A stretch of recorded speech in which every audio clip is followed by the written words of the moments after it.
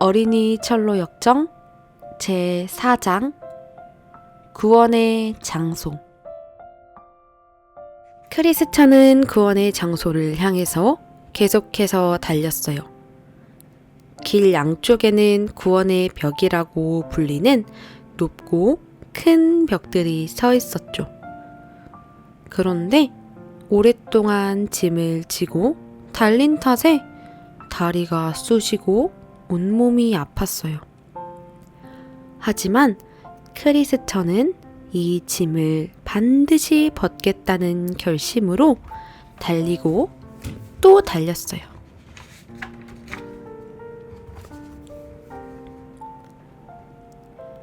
크리스천은 달리고 또 달려서 언덕 위에 서 있는 큰 나무 십자가를 보게 되었어요.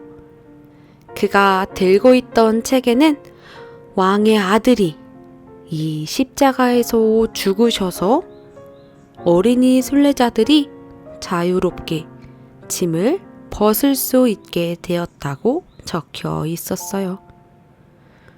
크리스천의 눈에는 눈물이 가득 고였어요. 그리고 이런 생각이 들었어요. 왕은 외아들을 보내어 죽게 하셨을 때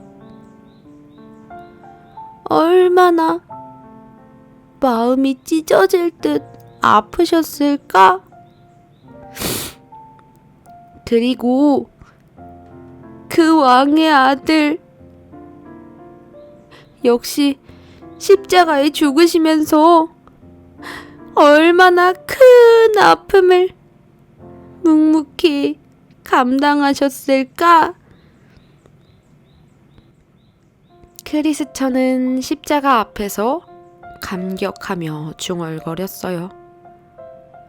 나는 그동안 멸망의 성에서 살면서 왕의 말씀에 늘 불순종했어. 단 한 번도 왕께 감사드리지 않았고 그분을 사랑한 적도 없어.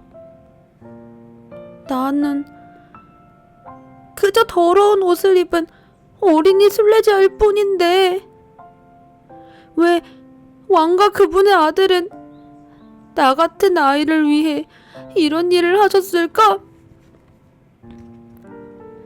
크리스천이 십자가에 더 가까이 다가가자 어깨에 메고 있던 끈이 툭 하고 끊어졌어요. 그 순간 무겁고 커다란 짐이 등에서 대구르르 떨어져 나가면서 언덕 아래로 대굴대굴 굴러가기 시작했어요. 점점 더 빠르게 굴러가더니 아주 커다란 구덩이 속으로 붕덩 하고 빠졌죠. 그 후로는 그 짐을 다시는 볼 수 없게 된 거예요. 크리스천은 기쁨으로 얼굴이 환하게 빛났어요. 마침내 자유를 얻은 거예요. 크리스천의 마음은 왕의 아들을 향한 사랑으로 가득 찼고 감격하며 이렇게 중얼거렸어요. 그분이 죽으셔서 나는 살게 되었어. 그분이 깨지셔서 나는 온전하게 되었어. 그분이 가장 끔찍한 고통을 견디셔서 나는 가장 좋은 것을 얻게 되었어. 크리스천은 새 노래를 불렀어요.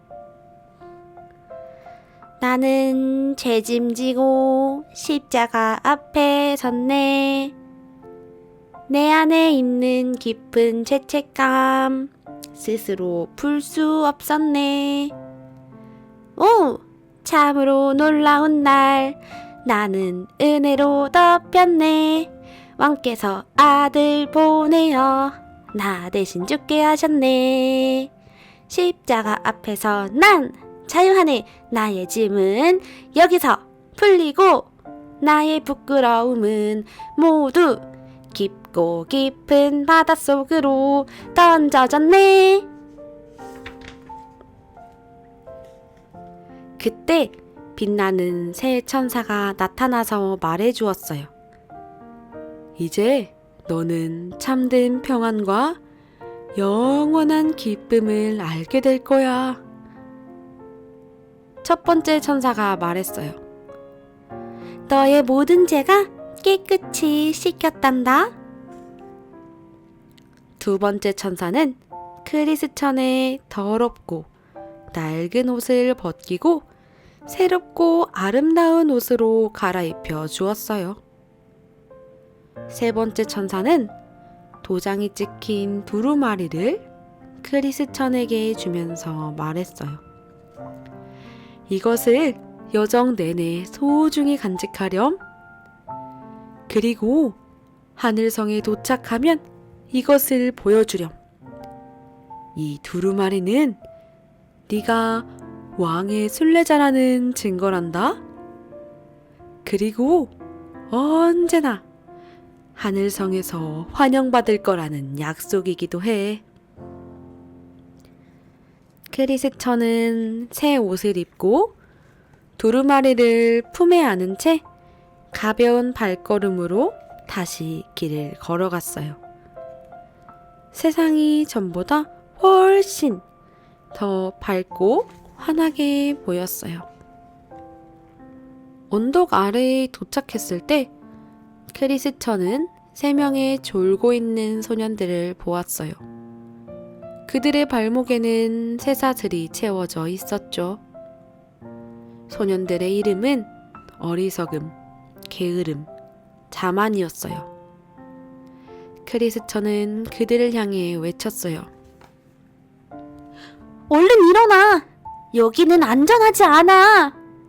사탄 용주 바알세불이 나타나서 너희들을 붙잡아 갈 수도 있어. 나와 함께 가자.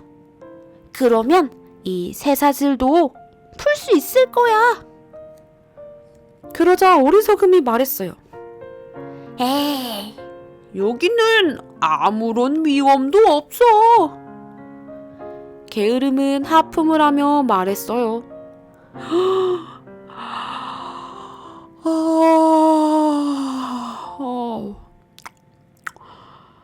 조금만 더 자게 놔둬.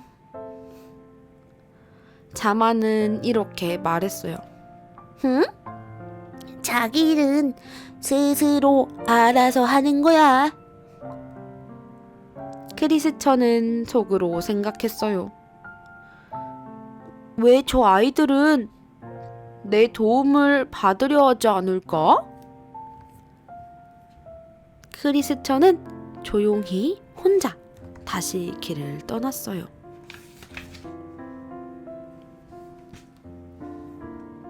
크리스천이 길을 따라 걷고 있을 때였어요. 어떤 두 소년이 구원의 벽을 훌쩍 넘어 크리스천 옆으로 뛰어내렸어요. 한 소년의 이름은 거칠애였고 다른 소년의 이름은 위선이었어요. 크리스천은 놀라서 물었어요. 너희들은 지금 뭐 하는 거니? 거칠애와 위선이 대답했어요.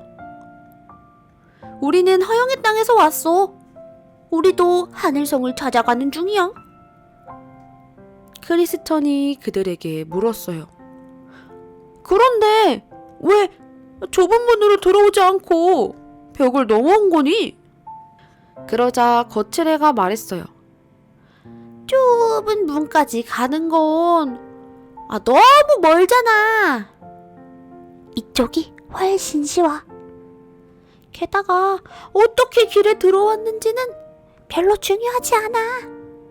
지금은 우리도 너처럼 같은 길에 있잖아. 크리스천은 다시 물었어요. 하지만 어떻게 왕께서 너희를 받아주실 거라고 확신할 수 있어? 왕의 책에는 분명히 좁은 문으로 들어가야 한다고 써 있는데? 위선이 대답했어요. 왕께서 고작 그런 걸 신경이나 쓰실까? 길에 들어왔으면 된 거지. 게다가 우리 허영의 땅 사람들은 수백 년 동안 이렇게 해왔으니 아무 문제 없을 거야. 크리스천이 물었어요. 그런데 너희 두루마리는 어디 있니? 그러자 거칠애가 웃으며 말했어요. 너는 네가 그 두루마리를 가지고 있다고 해서 특별하다고 생각하니? 왕은 그런 시시한 것에 전혀 신경 쓰지 않으실걸. 크리스천이 대답했어요. 나는 원래 누더기를 입고 있었고 멸망의 길로 가고 있었어. 하지만 왕은 나를 구해주셨어. 그리고 이 두루마리를 주셔서 내가 하늘성에 환영받을 것임을 기억하게 해주셨어. 거칠애는 크리스천을 비웃으며 말했어요.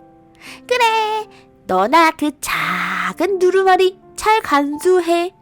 나는 너처럼 누더기를 입고 있었던 것도 아니고 아무런 위험에도 처해 있지 않아. 왕께서 내 착한 행실을 들으시면 분명히 나를 받아주실 거야. 위선도 거들며 말했어요. 맞아. 왕께서 우리를 보면 아주 감탄하실 거야. 이 불쌍한 어린이 순례자보다는 우리가 훨씬 훌륭할 테니까. 크리스천은 좁은 길이 가파른 언덕 위로 이어져 있는 것을 보았어요. 그런데 언덕 양쪽에는 다른 길이 하나씩 있었어요. 그 길들은 좁은 길보다 훨씬 넓고 가기 쉬워 보였죠. 하지만 크리스천은 언제나 좁은 길을 따라가야 한다는 전도자의 가르침을 기억했어요. 하지만 거칠애와 위선은 크리스천에게 말했어요. 저 길은 너무 힘들어 보여. 봐, 왕께서 우리에게 더 쉬운 길을 주셨잖아. 그러자 크리스천이 재빨리 말했어요. 그 길은 절대 쉬운 길이 아니야. 저 길들은 위험과 멸망으로 이어져. 가지 마. 제발 멈춰. 하지만 두 소녀는 크리스천의 말을 듣지 않았어요. 거칠애는 왼쪽 길로 갔어요. 그러다 어두운 숲속에서 길을 잃고 말았어요. 위선은 오른쪽 길로 갔어요. 그러다 그만 깊은 골짜기로 굴러떨어지고 말았어요. 그리고 다시는 올라올 수 없었어요.